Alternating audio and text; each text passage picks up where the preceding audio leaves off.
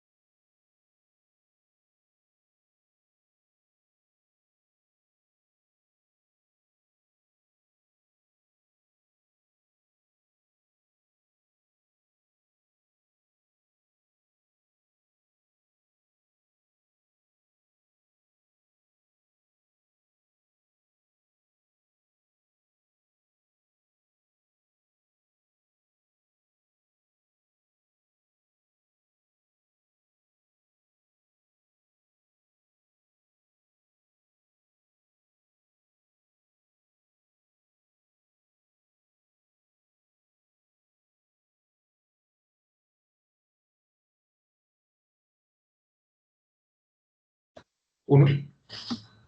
Muy buenas tardes a todos. Muy bienvenidos a este nuevo espacio de Tienda Legal en vivo. Hoy hablaremos sobre un tema clave para la salud financiera de cualquier empresa, que es el de los títulos valores y el cobro prejurídico como mecanismos para lograr un recobro efectivo. Este es un espacio pensado especialmente para ustedes, empresarios y líderes de las pymes, para que cuenten con las herramientas prácticas que fortalezcan la gestión de su negocio. En esta ocasión nos está acompañando como líder del webinar el doctor Juan Sebastián Rodríguez, quien es uno de nuestros abogados expertos en el tema. Doctor Juan Sebastián, te doy la palabra. Perdón, y recuerden que cualquier pregunta nos la pueden dejar por el chat y la vamos a ir respondiendo por ese medio para que sea más ágil nuestro webinar. Ahora sí, doctor Juan Sebastián, bienvenido. Bueno, primero que todo, buenas tardes para todos los presentes. El día de hoy, como bien lo explicó la doctora Paula, pues vamos a hablar sobre el tema de cobros prejurídicos y también vamos a hablar de manera rápida y concreta sobre la relación que tienen directamente con los títulos valores. En primera medida, voy a explicar de manera breve y sucinta todo lo relacionado con un temario que vamos a abordar pues, en la exposición que vamos a realizar el día de hoy. En primera medida, pues vamos a hacer una definición de unas características generales sobre el cobro prejurídico. Esto todo el tema relacionado con la naturaleza, todo el tema sobre el cobro persuasivo y su diferencia con el cobro judicial. También vamos a hablar de los diferentes tipos de acreedores y vamos a hacer una pequeña diferenciación entre pues, las entidades financieras y las pymes o acreedores particulares o personas naturales. También es importante que tengamos en cuenta que vamos a hablar sobre los sujetos involucrados, las etapas del proceso prejurídico, qué consecuencias recaen en el momento de no realizar el cobro prejurídico con relación al tema de costos, tiempos y pérdidas de ventaja estratégica en algunos casos. También vamos a abordar elementos esenciales con relación a qué pasos debemos seguir en caso de que el cobro prejurídico fracase y de allí vamos a abordar de manera clara y concreta todo lo relacionado con los títulos valores, en especial pues, las clases y los requisitos, los más utilizados, y al final vamos a hablar de la importancia sobre la medida cautelar con relación pues, al proceso ejecutivo. Ahora bien, vamos a abordar en primera medida cuál es la definición del cobro prejurídico. Lo primero que hay que tener en cuenta, lo primero que hay que clarificar es que la gestión del cobro prejurídico se realiza de forma extrajudicial y de forma preventiva. Se adelanta pues directamente por el acreedor de manera directa o a través de terceros. Esto con el fin de que se obtenga un pago voluntario de una obligación que se encuentre en mora.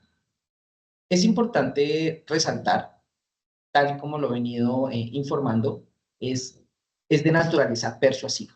En este caso, pues vamos a buscar que se llegue al cobro efectivo, pues va a ser una comunicación formal y en algunos casos, pues va a adquirir algún tipo de valor probatorio. Importante. Antes de abordar y darle inicio o hablar del tema en concreto sobre el cobro prejurídico, me gustaría hacer una breve diferenciación sobre el cobro prejurídico que conocemos la mayoría de los que estamos conectados con relación a las entidades financieras y de allí vamos a hacer pues, la diferenciación con los acreedores particulares, personas naturales o en este caso directo pues las pymes en esta gestión que pueden llegar a realizar. En primera medida, es importante para mí pues, resaltar que cuando hablamos de un cobro prejurídico por parte de una entidad financiera, debemos recalcar que en primera medida se encuentran regulados por la Superintendencia Financiera y buscan proteger al consumidor financiero y evitan en primera medida los abusos en la gestión de cobro o de cobranza, como habitualmente se le conoce que podemos llegar a tener. Ahora, hay una particularidad y es que cuando se realizan este tipo de cobros prejurídicos siempre están en primera medida destinados a temas de consumo, libranzas, microcréditos y en lo posible nos informan que esos costos adicionales son trasladados en este caso al deudor que se encuentra en mora. Nos encontramos muchas veces con situaciones particulares un poco complejas con relación a los honorarios que pueden cobrar esas empresas o esas entidades de cobranza con el objeto pues de recaudar esos montos y hay que tener en cuenta que para que se generen esos costos tienen que tener unos elementos esenciales.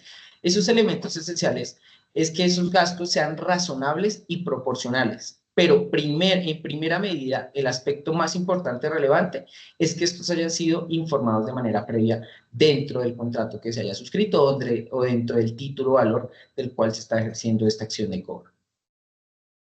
Otro aspecto fundamental que se debe recalcar, y para concluir el tema, si bien vamos a abordar un poco más sobre aspectos generales que abarcan ya sea los cobros prejurídicos que realizan las entidades financieras y los cobros prejurídicos que realizan las pymes o personas naturales, es que esta herramienta garantiza el recaudo de estos conceptos que se encuentran vencidos a través de una herramienta de carácter legítimo.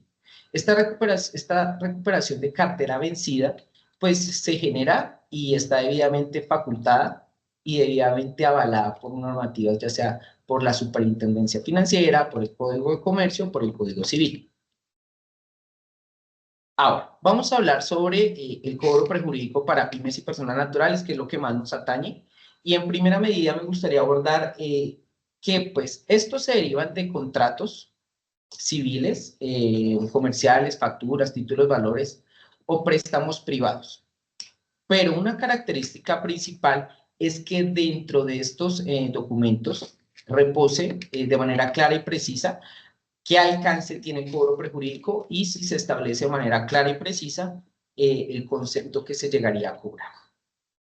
Ahora bien, remito en específico al artículo 1629 del Código Civil, que de manera concreta nos expresa todo lo relacionado con que el acreedor está en toda la potestad de generar un cobro sobre aquellos montos que fueron asumidos en el momento de realizar esta gestión de cobranza. En pocas palabras, siempre y cuando pues esta gestión de cobranza sea debidamente verificada y probada, pues estos cobros se pueden trasladar directamente al deudor sin que exista ningún tipo de inconveniente.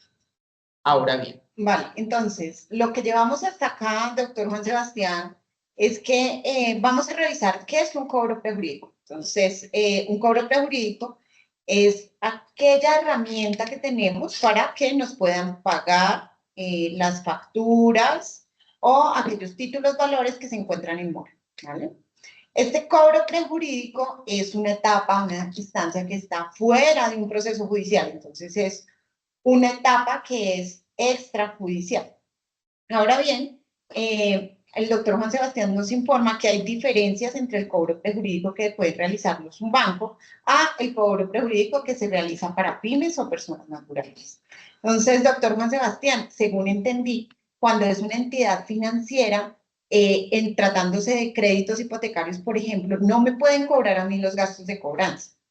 Ese es un aspecto particular que hay que tener en cuenta. Cuando hablamos de un crédito hipotecario, cuando hablamos de un crédito de vivienda, la normativa expresa de manera clara y concreta que no se pueden generar costos para el deudor. Estos costos o esta gestión de cartera debe ser asumida por la misma entidad financiera debido pues a la naturaleza del crédito. Perfecto. Y si es otro tipo de crédito, a mí como consumidor debieron haberme indicado cuáles son esos costos de cobranza, según entiendo. Correcto.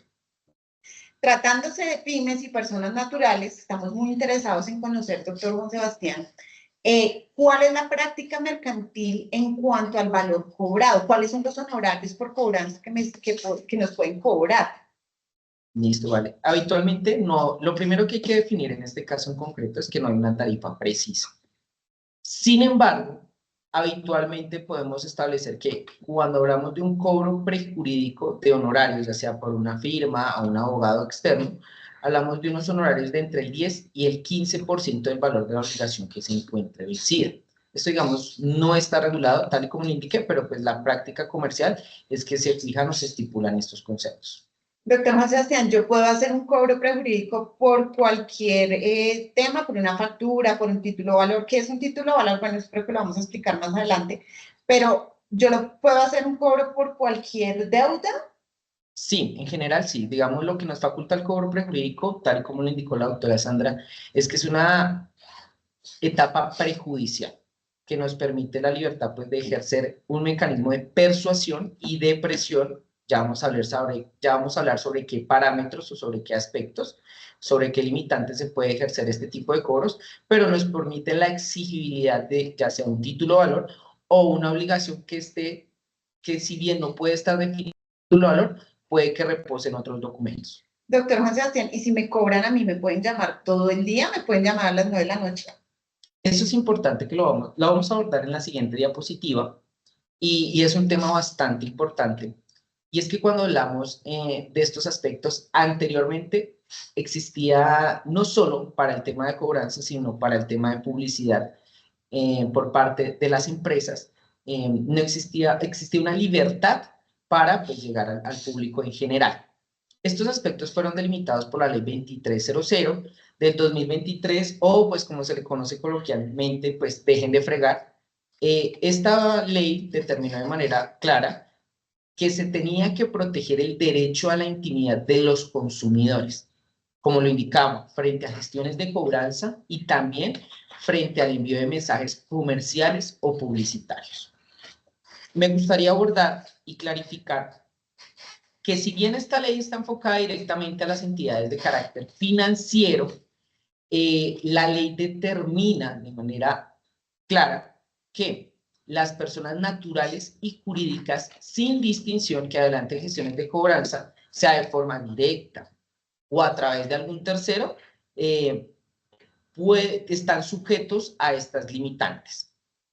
Y volviendo al tema, y para abordar la consulta previamente realizada por la doctora Sandra, cuando hablamos de los canales de contacto del consumidor, primero debemos autorizar el canal de contacto. La persona que se encargue de realizar esta gestión de cobro tiene que informar y socializar la disponibilidad que tiene el consumidor para que él decida si sobre ese canal de comunicación va a preferir cuál es el tema o cuál es el canal de contacto para esa cobranza en concreto. Ahora, cuando hablamos de horarios y frecuencias, la ley delimitó 3 tipos de horarios en concreto. El primero es que se podrá realizar estas gestiones, ya sea pues, de cobranza o mensajes de comerciales o publicitarios, de lunes a viernes de 7 a.m. a 7 p.m., los sábados de 8 a.m. a 3 p.m. y determinó que lo que tiene con relación con los domingos y los festivos queda rotundamente prohibido el contacto. Hay que hacer una aclaración y una salvedad, y es que no se podrá realizar más de un contacto el mismo día, sea efectivo o no. Ahora bien, si el contacto es efectivo, no se podrá comunicar por otro contacto en el transcurso de esa semana. ¿Qué significa esto? Que si en una semana me contactan vía telefónica, ya no me pueden contactar ni por mensaje de datos, ni por correo electrónico o por un mensaje pues directamente por WhatsApp, por ejemplo. No podrían hacer ese tipo de contacto. Solo pueden hacer o establecer un canal de contacto a la semana. Esta ley, como les indicaba, pues permite o amplía el tema relacionado con la intimidad de cada una de las personas pues que son consumidores, ya sea del sector financiero, del sector real, y también de los temas que se deriven con los créditos financieros. ¿Listo? ¿Qué es importante resaltar? De igual forma, esto también lo vamos a explorar un poco más con el tema de los acreedores, pero es importante reiterar que cuando hablamos de las personas de cualquier índole, está rotundamente prohibido establecer un canal de contacto con las referencias personales. Primero. Segundo, cuando hablamos de avalistas, codeudores, deudores solidarios, se puede establecer el contacto tal y como le indiqué previamente, un contacto a la semana por un canal digital. Previamente, pues no se puede repetir los diferentes tipos de canales una vez por semana, un contacto efectivo una vez al día. Esta situación le cobija tanto a los avalistas, a los codeudores o los deudores solidarios. Y de igual forma se determinó la prohibición relacionada con las al domicilio o al lugar de trabajo del consumidor. Eso es importante que lo tengamos en cuenta. Antes se ejercía otro tipo de presión, pues yendo, digamos, a estos lugares y se determinó que pues no se podría realizar. Hay una salvedad con relación a los microcréditos. Obviamente no vamos a ampliar el tema, pero existe esta excepción siempre y cuando quede debidamente autorizada por el deudor. En general, la ley pues va a permitirnos, no solo a las entidades financieras, sino también a las particulares o empresas que ejerzan la gestión de cobranza, pues tener una debida observancia por parte de entidades como la Superintendencia Financiera y la Superintendencia de Industria y Comercio. Entonces, esta ley nos ha permitido pues tener una mayor protección a nuestro derecho fundamental a la intimidad. En general, digamos, estos son los grandes rasgos y pues esta ley pues entró en vigencia hace 2 años y pues ha venido generando pues mucho más flexibilidad y una mayor tranquilidad para todos los usuarios o consumidores del sector real, financiero o solidario.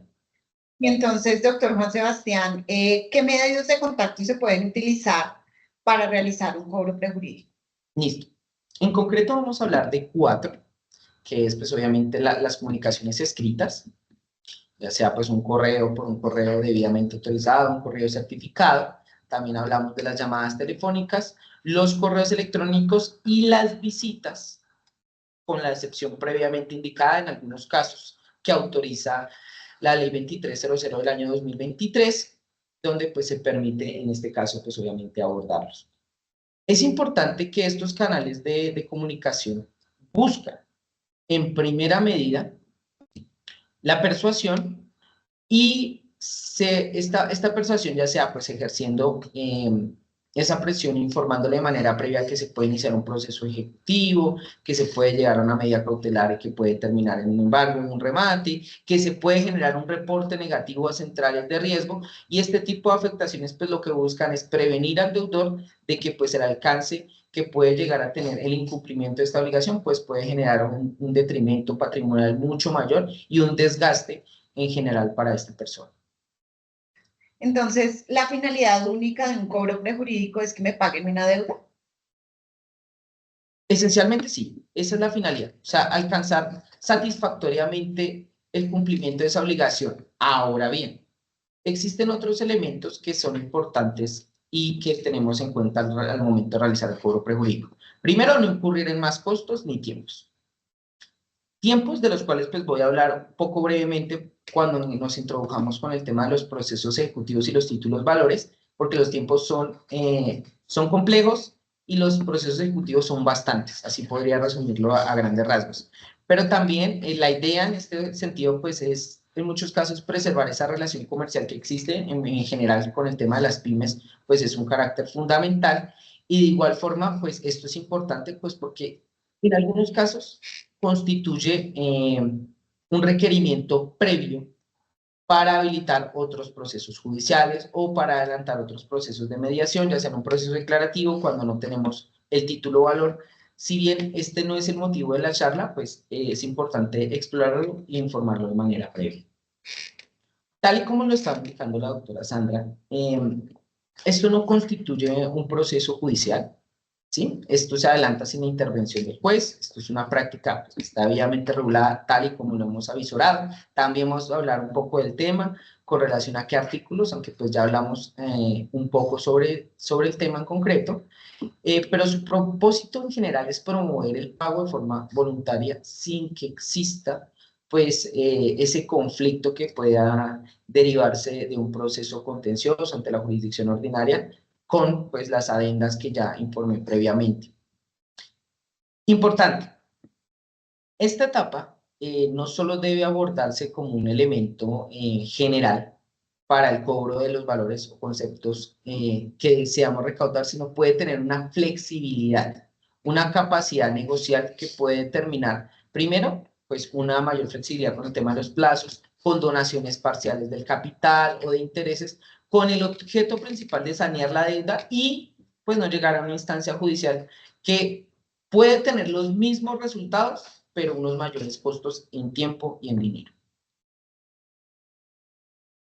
Ahora bien, una pregunta que tenemos aquí en el chat es, ¿estos cobros se pueden hacer con cualquier monto? Tengo varios cobros pendientes, pero no son superiores a 3 millones. Sí, estos cobros de carácter prejurídico se pueden hacer, o prejudicial se pueden hacer por cualquier monto. Lo puede hacer directamente el acreedor remitiendo alguna de estas comunicaciones o por alguno de los medios que ya explicó el doctor Juan Sebastián, comunicándose telefónicamente, remitiendo comunicaciones escritas, independientemente del valor de la deuda que se tenga.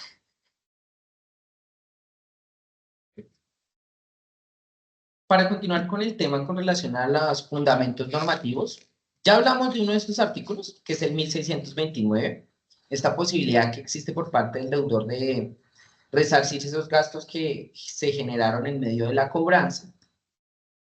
Adicionalmente a la norma es importante tener en cuenta que se sugiere que siempre que se suscriba un título de valor se pueda agregar que tendremos esta facultad y el monto que se va a cobrar. Por gastos de cobro prejurídico se va a cobrar un monto adicional del 10%, pero que esto quede debidamente delimitado, ya pues hablando de un tema de que pues los contratos son ley para las partes y si bien dentro de un título de valor se pueden fijar cierto clausulado con el objeto pues de que las partes tengan claras las condiciones en el caso pues de incurrir en mora. También pues obviamente hablar del 1602, todo contrato es legalmente celebrado y es ley para las partes, que está bastante relacionado con el 1629, y un tema general y amplio que vamos a abordar, pues el tema de los títulos valores. Tal y como le indiqué, no lo vamos a abordar de manera amplia y detallada, sí vamos a hacerlo lo más concreto y lo más fácil de entender, con el objeto de que ustedes entiendan la importancia y el alcance que tienen estos títulos. Y tal como lo indico desde el 621 del Código de Comercio, pues establecen todos los parámetros para los títulos valores, de los cuales pues vamos a abordar un poco más a profundidad a continuación. Ahora bien, es importante dejar claridad en lo siguiente. Para poder realizar un cobro prejurídico, para poder realizar contacto con el deudor, es importante que el deudor haya autorizado de manera previa el canal por el cual debe ser contactado. No es muy común que el deudor no autorice un canal. Lo ideal es que cuando se configure la obligación, cuando nazca la obligación, se deje autorización expresa para el contacto por un canal en específico. Ahora bien, si ese canal, si esa autorización no existe, se debe tramitar un proceso ya por vía judicial para hacer el cobro. Básicamente, entonces, cuando se vaya a generar una operación, una obligación, cuando vayamos a prestar dinero, es importante que al deudor le hagamos firmar un documento, algún soporte, en donde de manera previa autorice el contacto para poder generar estos cobros prejurídicos. Perfecto. Vamos a hablar sobre el destinatario del cobro prejurídico. En principio, pues ya abordé de manera rápida que estas figuras que estamos viendo en pantalla en estos momentos, los codeudores, los fiadores, los avalistas, pero me gustaría precisarlos de forma más detallada para que entendamos con claridad quién es cada uno de ellos. El deudor principal, pues es quien adquiere directamente la obligación frente al acreedor y responde como obligado primario del pago. Vamos a desarrollar la primera figura y es el codeudor. El codeudor tiene la misma posición, responde solidariamente y sobre la totalidad de la deuda de forma indistinta. No hay ninguna diferenciación. Yo puedo demandar, inclusive puedo demandar simplemente al codeudor y no demandar al deudor principal, sí, es posible. ¿Por qué? Porque al tener la misma calidad o tener una responsabilidad y solidaridad, yo puedo demandar a quien en este caso sea más factible para iniciar el cobro judicial. Ahora, cuando hablamos de la avalista, voy a definir lo que existe una responsabilidad solidaria, pero que ésta se puede limitar. O sea, puede haber un carácter que determine de manera precisa cuánto, por qué porcentaje o por qué monto responde por esa obligación. Cuando hablamos del fiador, que es una figura que se encuentra en desuso, que inclusive muchas personas todavía lo tienen mucho en su lenguaje, y es que el fiador se conocía o se creía que tenía las mismas calidades que el codeudor, y no. El fiador es una garantía de pago, y ese fiador entra a cobrar relevancia cuando el acreedor haya agotado todas las acciones judiciales. En este caso, si uno es fiador, primero tienen que cobrarle al deudor principal, agotar un proceso ejecutivo y si este es ineficaz, En ese caso, agotando ese proceso judicial, puedo remitirme al fiador como una garantía de pago. Por eso esta figura ya no es utilizada, porque pues se genera un desgaste y muchas veces, pues obviamente, la imposibilidad de cumplir con el recaudo de los dineros. Y por último, pues vamos a hablar del endoso notario obligado en la cadena. El endoso se realiza antes del vencimiento. Voy a explicarlo de manera clara más adelante, pero yo puedo endosar el título hasta antes de que se venza, antes de que se cumpla la fecha de cumplimiento de la obligación. Y este va a quedar como tenedor del título mientras se reciba, y es importante tener en cuenta que este endoso pues, se puede realizar antes del cumplimiento. O sea, yo puedo ceder mi deuda a otra persona siempre y cuando no se encuentre vencida la obligación. Es importante que lo tengamos en cuenta, y pues en ese caso el endosatario reemplazaría la posición que tendría el deudor principal. Esto quiere decir, doctor Juan Sebastián, y un poco adelantándome a lo que viene, que siempre para poder adelantar un cobro prejurídico debe existir algún documento de soporte, algún título, algún contrato, alguna factura, algún documento en donde conste la obligación y en donde, por supuesto, y también pues cuando hacemos estas operaciones o operaciones de crédito, es importante y es recomendable que tengamos avalistas, fiadores o codeudores que nos permitan ampliar toda la gama para generar algún cobro en caso de incumplimiento. Correcto, sí, es importante porque en la práctica, digamos, no yéndonos a un tema tan riguroso, en la práctica, sin el título valor es casi imposible cobrar un título siempre y cuando exista esta etapa prejurídica. ¿Por qué? Pues porque primero el título valor nos permite determinar una obligación clara, expresa, exigible, lo cual abordaremos más adelante, tener ese documento preciso de determinar quién es el deudor. En muchos casos, pues podemos determinar el clausulado, podemos establecer si vamos a cobrar unos honorarios adicionales, si hay una cláusula aceleratoria, o sea, si podemos solicitar el cumplimiento de la obligación en su totalidad, si podemos agregar un codeudor o un fiador, un avalista, cualquiera de estas figuras al interior, y también dentro del mismo título podemos establecer canales de comunicación. Entonces, esto nos podría facilitar no solo la gestión de cobro prejurídico, también la gestión de cobro judicial, sino también la gestión de contacto. Entonces, es fundamental tener un título valor pues, para adelantar este tipo de gestiones. Doctor, ¿quién puede hacer un cobro prejurídico? Además del acreedor, yo le puedo dar un poder a un abogado, una firma como prelegal, que desde Tienda Legal realizamos también este servicio, valga la cuña. Naturalmente, digamos, en este caso en concreto, una empresa como prelegal, una firma debidamente constituida, un abogado externo particular o una empresa de cobranzas puede ejercer esta función de cobro. Digamos, no hay ninguna limitante. Obviamente, para el tema de las entidades financieras entran otros aspectos como el tema de la habeas data, pero en concreto nosotros podemos ser el título para el cobro, más no pues para que esta persona pues también pueda adelantar opciones como ejecutar el título. Y eso también lo vamos a ver un poquito más en esta diapositiva. Vale, y si yo soy el acreedor, o sea, la persona que preste el dinero, que preste el servicio, ¿cuáles son las etapas de ese cobro prejurídico? ¿Qué tengo que hacer? Listo, perfecto.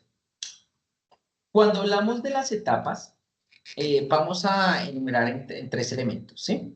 La primera, pues vamos a requerir una comunicación escrita electrónica para establecer el contacto y en muchas ocasiones fijar o prevenir al deudor de que esto ya le está generando un costo adicional, como son los honorarios. Entonces, el primer contacto se ha escrito de forma electrónica, estamos constituyendo al deudor en mora, informándole esta obligación, pues va a ser pasado en tercero o ya está haciendo la acción en tercero, tal como se indicó, abogado externo, firma de cobranzas, una empresa como prelegal, que se va a encargar pues, de generar un costo adicional. En caso de que exista o se entable un canal de comunicación, podemos hablar un canal para el tema de digamos, un tema de negociaciones y acuerdos. Temas aquí con relación a la innovación, refinanciación o suscripción, pues que son obviamente conceptos relacionados con el sector financiero, pero también podemos entrar a negociar o a condonar, como ya lo había mencionado, o llegar a un acuerdo amistoso ampliando el plazo que inicialmente constituido, con el objeto pues de llegar al cumplimiento de la obligación. Y por último, pues importante pues generar siempre una constancia documental, un registro de esas gestiones realizadas, correos, actas, memoriales, grabaciones de llamada, pues esto tiene un valor probatorio y también puede esclarecer pues, la cobranza que se está ejerciendo en caso de que el deudor que quiera o desee iniciar una acción ante la superintendencia financiera o ante la superintendencia financiera o superintendencia financiera o la superintendencia de industria y comercio por creer que existe una vulneración a sus derechos. Entonces es importante tener esa atravesabilidad. Obviamente, importante y precisar antes de continuar con la próxima diapositiva, pues que se haga dentro del marco del respeto, que las llamadas sean de carácter persuasivo, que se aborden elementos claros pues, que respeten la dignidad humana de la persona, su derecho a la intimidad, pero que también se pueda hablar con veracidad y claridad sobre el tema, se le puede informar por las siguientes acciones, como se puede llegar a un proceso, se puede embargar su capital. Y recordemos que no solo se pueden embargar bienes, sino se pueden embargar bienes muebles o bienes inmuebles o bienes muebles, de lo cual pues también tocaremos un poco el tema. Vale, acá el señor Javier nos pregunta si cualquier gestión de cobro que se realice se considera un cobro prejurídico o qué característica debe tener. Básicamente, cualquier gestión de cobro que se realice puede ser directamente por el acreedor, es una gestión de cobro prejurídico. Desde nuestra perspectiva, hay firmas como Prelegal o abogados expertos en estos temas de cobranza que le dan una suerte, digamos, de formalidad adicional al cobro prejurídico, que lo que hacen es organizar como toda una etapa probatoria, es organizar toda esta suerte de temas documentales para que una vez, si no se realiza el pago por parte del deudor, posteriormente, pues el proceso ejecutivo para el cobro, o sea, el proceso que se lleve ante un juez de la República, ante un tribunal para hacer este cobro,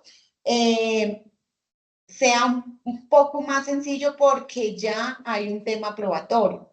Ahora bien, se hace, digamos, estos cobros prejurídicos con una formalidad adicional y con unas herramientas jurídicas que permitan o que garantizan de alguna manera mayor fuerza en el cobro. Entonces, en teoría, sí, cualquier gestión de cobro que se realice es un cobro prejurídico.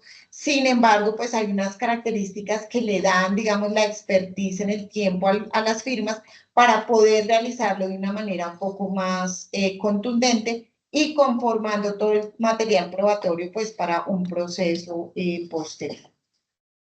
Acá hay otra pregunta de Helen, en la que dice que si en casos en los que porque se tenga una cuenta de cobro, también es válido el cobro prejurídico por una cuenta de cobro. Sí, sí es posible generar un cobro prejurídico con una cuenta de cobro.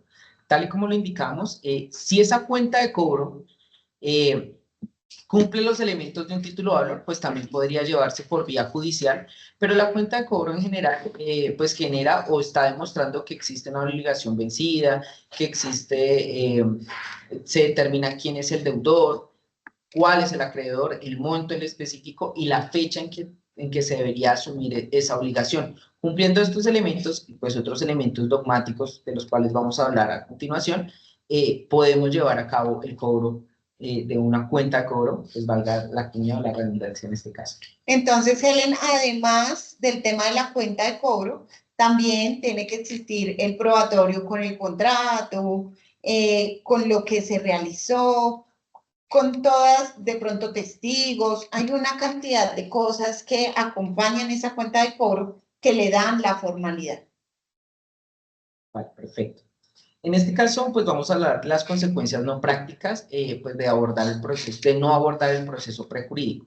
Lo primero, pues, cuando no abordamos el proceso prejurídico, obviamente ya nos dirigimos directamente a un proceso de carácter judicial, que implica, pues, acudir a la jurisdicción ordinaria para exigir el pago, lo que implica, obviamente, un tema de tiempos. También otro elemento que va a abordarse en caso de omitir esta etapa prejudicial, pues es el aumento de tiempos y costos. Primero, pues un abogado va a generar un mayor concepto por término de honorarios, el término de duración para el recaudo, y es aquí cuando les traigo un tema importante que quiero que lo tengamos en cuenta, como para que comprendan el alcance en estos momentos de cómo se encuentra el panorama judicial en Colombia con relación pues, a los procesos ejecutivos. Es que actualmente en la jurisdicción ordinaria civil existe 1 millón de procesos. De ese 1 millón de procesos que se están adelantando en los despachos civiles, el 30% de esos procesos corresponden a tutelas, lo que nos deja con resultado final de 700.000 procesos estrictamente de carácter civil. De esos 700.000 procesos, entre el 70 y 75% de los procesos son procesos de carácter ejecutivo. Estamos hablando de un equivalente entre 490.000 y 500.000 procesos son ejecutivos en Colombia. Y lo más alarmante es que de esos 490.000 o 500.000 procesos, 350.000 no tienen oposición. O sea, la parte no ejerce, no contesta la demanda, no presenta excepciones y obviamente de una vez se genera la ejecución del título y pues obviamente las medidas cautelares concernientes. Entonces, ese es el panorama judicial actualmente en Colombia. Entonces, por eso los procesos ejecutivos pueden demorar, si bien son efectivos, pero muchas veces, pues obviamente, mientras se adelanta este proceso, pues puede la persona suscitar unos cambios en su economía, adelantar un proceso de insolvencia de persona civil no comerciante, o un proceso de insolvencia de conformidad con la ley 1116. Dependiendo de ese tipo de facultades, también estamos frente a un riesgo debido a la mora judicial. Entonces, la etapa prejurídica es importante agotar. Y por último, pues podemos perder una ventaja estratégica. Esta ventaja estratégica, pues yo la describo como la oportunidad de perder una relación comercial que exista de manera previa, de forma amistosa, y pues esto puede generar a la larga pues la pérdida de algún cliente que tengamos dentro de nuestro aspecto que sea de carácter importante. ¿Qué hacer cuando no existe un título válido? Acá pues son dos elementos importantes que quise abordar y es que podemos acercarnos al deudor y llevarlo dentro de conciliación. De conformidad con el acta que se pueda establecer en un centro de conciliación, la cual tiene mérito ejecutivo y cumple los elementos de un título de valor, obligación clara, expresa, exigible, donde el deudor reconoce el pago de una obligación, establece unos tiempos para el cumplimiento de la misma, razón por la cual, pues por medio de la conciliación podemos obtener un título de valor. Ahora bien, existe el contrato de transacción. Es otro mecanismo que nos permite extinguir la obligación. El contrato de transacción pues presta el mérito ejecutivo y da trámite a cosa juzgada, o sea, nos previene un litigio, y también es otra alternativa para alcanzar pues el título de valor, el cumplimiento de la obligación, sin necesidad, en estos casos o en algunos casos, de tener algún título de valor en nuestro poder. Entonces, si bien este panorama es un poco complejo, podemos llegar a suscitar estos elementos. Entonces, por ejemplo, en el caso que nos mencionaba Helen, cuando no tenemos un título de valor que es, digamos, un documento en donde consta la obligación, en donde está el plazo, en donde está el valor, en donde está todo esto, ¿qué debemos hacer? Podemos acudir a un centro de conciliación. En el centro de conciliación que nos ayuda a resolver conflictos de una forma más rápida, más eficiente, utilizando la informalidad, se nos genera un acta de conciliación o en general un acta que tiene, digamos, la fuerza suficiente para ser llevada ante un despacho judicial. De lo contrario, se puede generar un contrato de transacción, que también es un documento que genera, digamos, toda esta fuerza para poder generar un cobro. Aquí quiero hacer la cuña que Prelegal tiene una alianza con el Centro Integral de Conciliación y nuestras pymes tienen tarifas especiales para realizar todos estos trámites. Perfecto. Y tal como lo dijo el doctor Juan Sebastián, es muy importante llevar a cabo el proceso prejurídico prejudicial porque perdemos la oportunidad, una oportunidad que es vital en tiempo y en recursos para recuperar esos montos que están allí como pendientes. Ahora, el doctor Juan Sebastián nos va a hablar de los tiempos. ¿Cuándo prescriben estos títulos? Si yo tengo un cheque, ¿cuándo me deja de funcionar ese cheque? Si tengo una letra de cambio y se me quedó guardada en el cajón por 4 años, ¿yo la puedo cobrar? ¿O en qué momento yo puedo generar ese pago con esas letras de cambio? Listo, perfecto. Voy a responder como todo a nuestros elementos. En este caso concreto, depende. Pero en términos generales, es importante precisar que Cuando hablamos de letras de cambio, pagarés y facturas, que son los más habituales y los que vamos a abordar, digamos, en el webinar del día de hoy, pues prescriben un término de 3 años. 3 años que cuentan a partir del vencimiento de la obligación. Ya había hablado un poco sobre el vencimiento, pero el vencimiento es cuando se cumple esa fecha o esa condición debidamente estipulada y no se realiza el pago. Voy a hacer un ejemplo concreto. Juan le debe 500.000 pesos a Pedro. No, Juan se compromete a pagarle 500.000 pesos a Pedro el 5 de septiembre del año 2025. En este caso tenemos una obligación clara, expresa y exigible. Pero más allá de lo clara, expresa y exigible, yo quiero que entiendan que si al 5 de septiembre no se cumple con la obligación, ya el 6 puedo cobrarla. Y a partir del 6 voy a contar 3 años, que es el término que yo tengo para acudir a la vía judicial para solicitar pues, este proceso ejecutivo, iniciar pues, las correspondientes acciones para recaudar esos montos. Ahora, hay un término especial que es con el tema de los cheques. Con el tema de los cheques hablamos de un término de 6 meses que empiezan a contarse a partir de que se hace la presentación del cheque ante la entidad financiera, y en este caso, pues que se determine pues, que no hay los fondos suficientes. Tenemos 6 meses para iniciar una acción judicial, so pena pues, de que la obligación prescriba. Cuando hablamos de que la obligación prescribe es que se extingue el derecho y perdemos la posibilidad, en algunos casos, de pues, acudir a la vía judicial y reclamar el concepto que pues, deseamos recaudar o recuperar como acreedores. Ahora bien, es muy importante manifestar que si ya pasó toda la etapa de cobro prejurídico, si yo los he llamado al deudor infinitamente y he realizado todas las gestiones, sin embargo no hay voluntad de pago, es mejor proceder con un proceso ejecutivo, que es llevar ese título de valor ante un juez para que el juez ordene el pago de la obligación. Entonces, ante una falta de voluntad total del deudor, procede una acción judicial inmediata.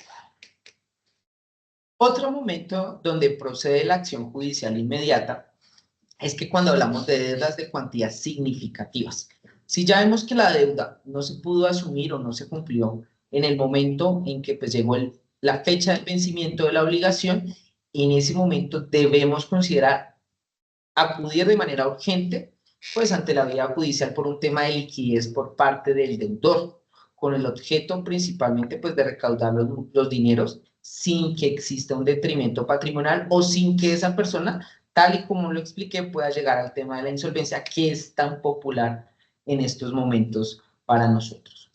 Ahora bien, también procede la acción judicial inmediata cuando el deudor tiene bienes embargables. Entonces, cuando tiene cuentas bancarias, cuando tiene vehículos, cuando tiene propiedades registradas a su nombre, es importante iniciar un proceso judicial. Es muy importante hacer o generar una medida cautelar. ¿Qué es una medida cautelar? Creo que está ahí más adelante, doctor Juan Sebastián, pero el tema de la medida cautelar es la posibilidad de embargar, de retener fondos, de asegurar una fuente tangible del dinero. Entonces, si sabemos que nuestro deudor tiene una casita, un carrito, algo así, podemos generar una demanda de manera inmediata y solicitar el embargo y las medidas cautelares sobre esos bienes.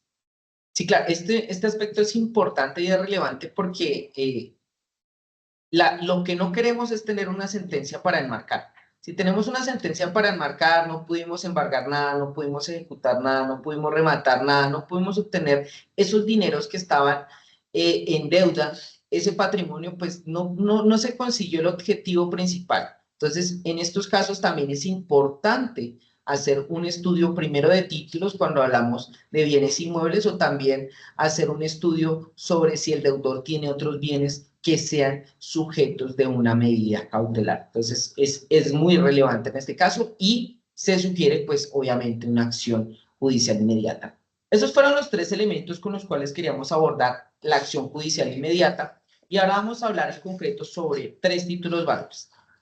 La letra de cambio, el pagaré, la factura cambiaria.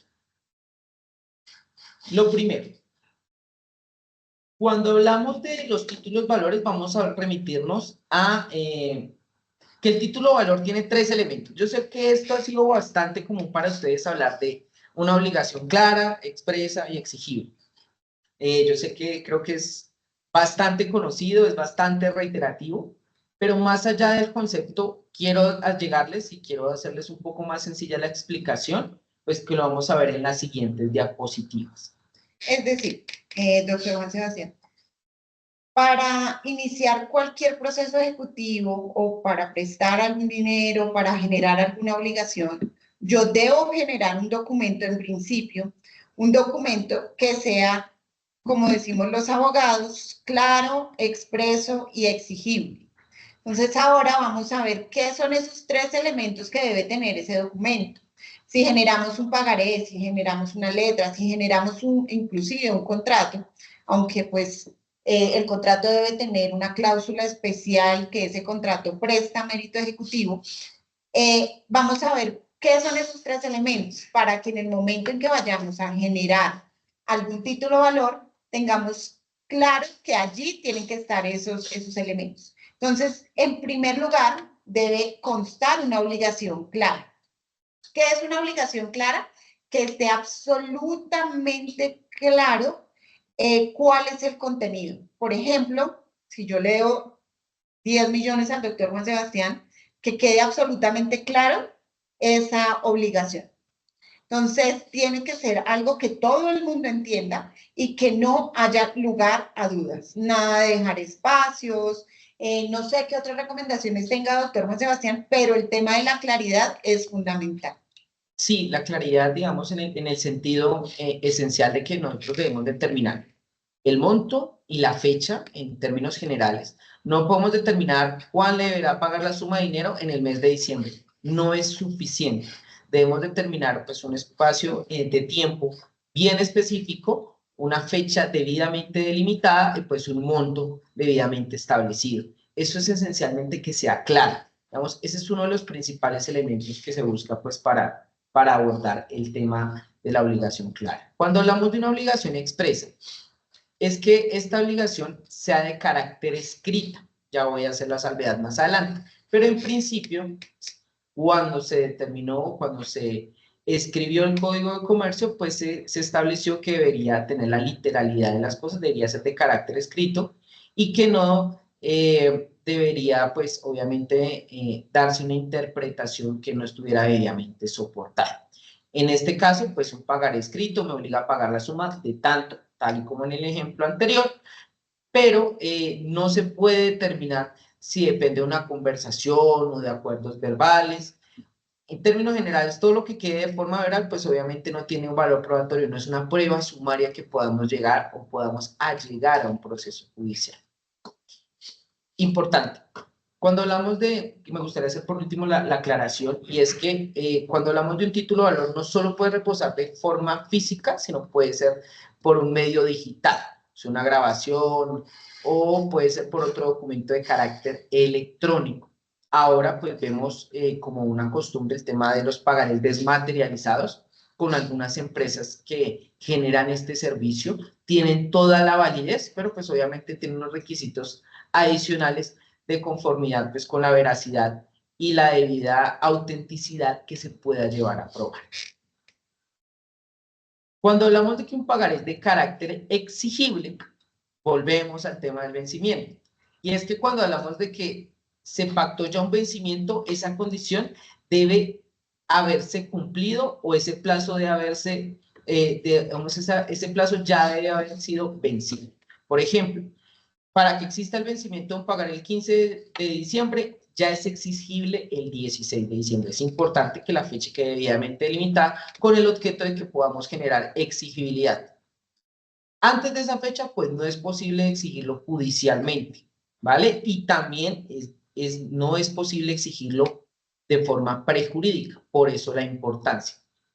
Voy a desmentir un mito y es importante que lo tengamos en cuenta antes de seguir con estos requisitos del 1621, y es que un pagaré no debe ser un documento estrictamente que sea autenticado.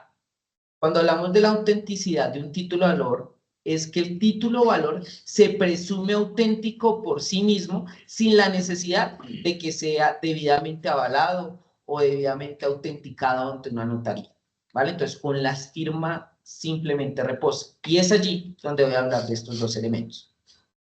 Vale. Teniendo en cuenta lo anterior, es muy importante tener presente algunos errores comunes que se pueden generar en un título valor y que lo pueden de alguna manera invalidar.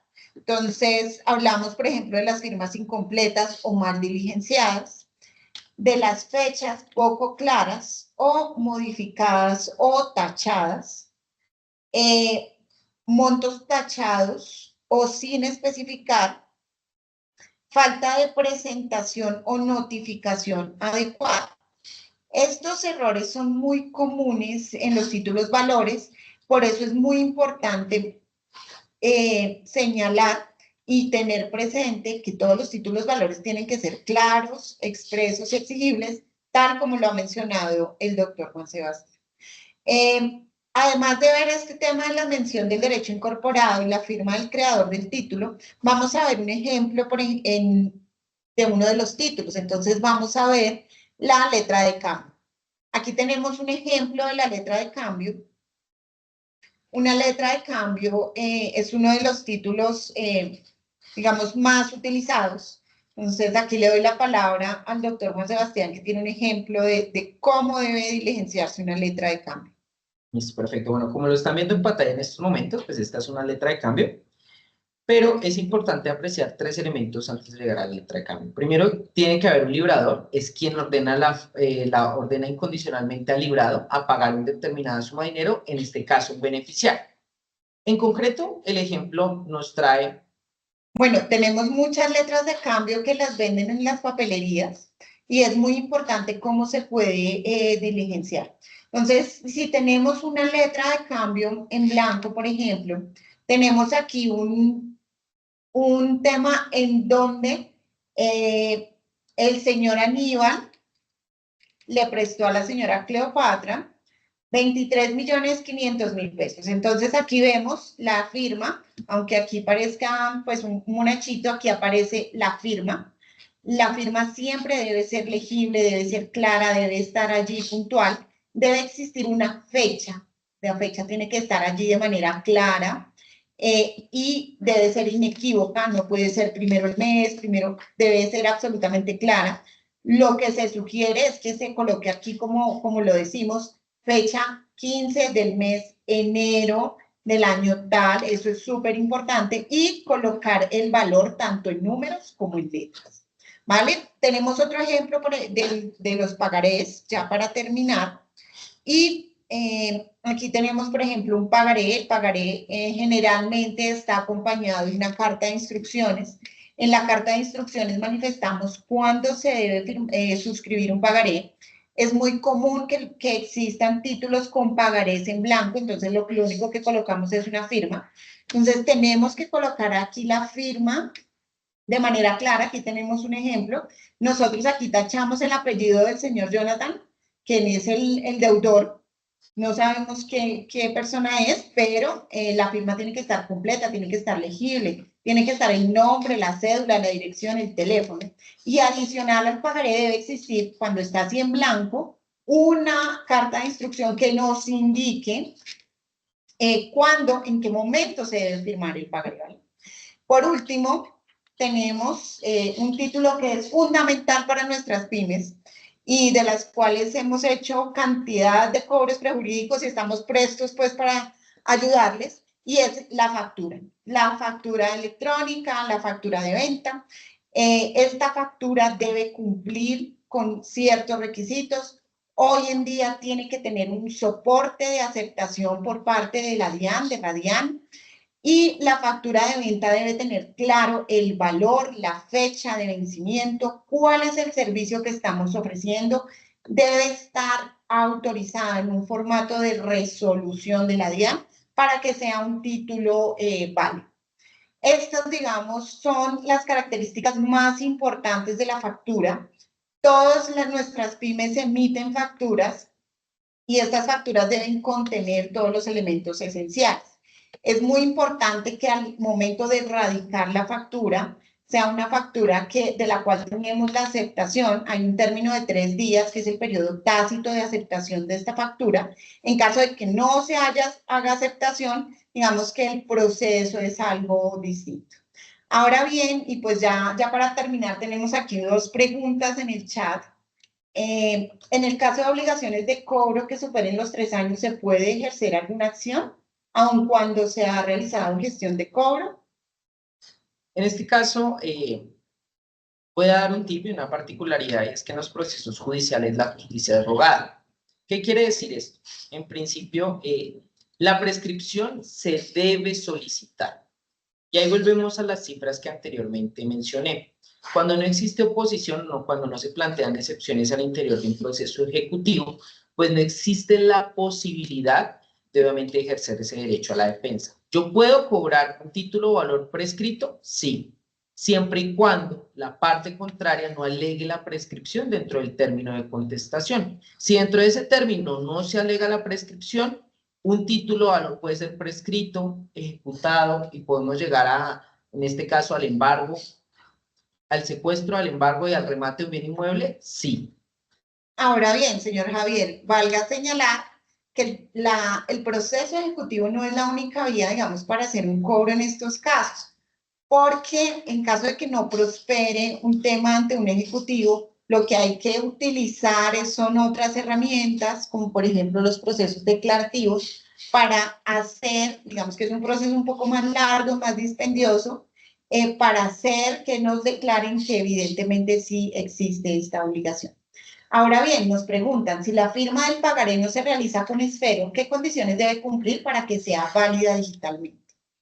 Recordemos que hoy en día, en Colombia y en general en el mundo, la firma digital es una firma que es válida, que legalmente es viable y es una prueba judicial, todos los documentos pues, que estén firmados digitalmente.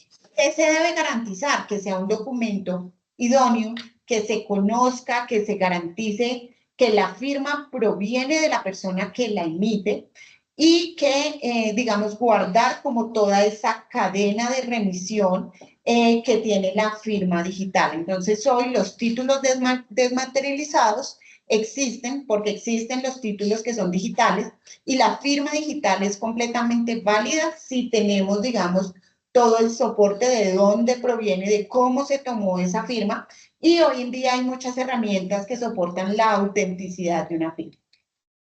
Para complementar esa parte, para darle cierre a la intervención, cuando hablamos de pagarés desmaterializados, vemos la particularidad que en muchos casos no es necesaria ni siquiera la firma, sino simplemente la aceptación que se haga por un correo debidamente autorizado por el vendedor. Entonces, siempre y cuando yo autorice, me llega la capacidad de diligenciar un formulario y aceptar, se puede generar este pagaré desmaterializado, siempre y cuando haya una aceptación de manera previa con el crédito y que se pueda verificar que ese correo electrónico le pertenece a ese deudor. Bueno, aquí tenemos no me es claro qué pasa si se debe, sí, y qué se debe hacer si pasan los 3 días y no se da la aprobación de la factura electrónica.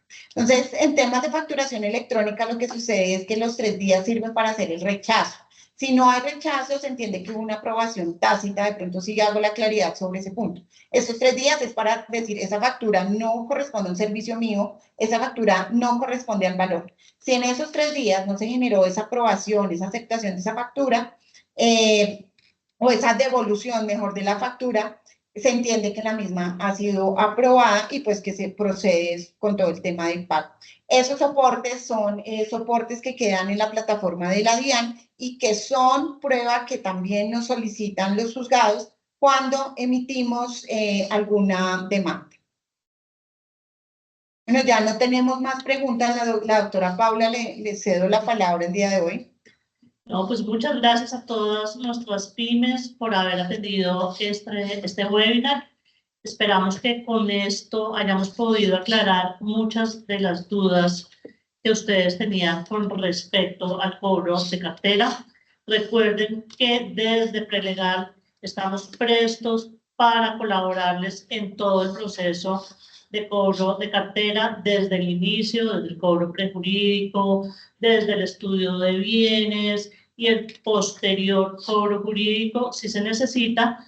Y para nuestros clientes tenemos un descuento del 30% sobre nuestros honorarios.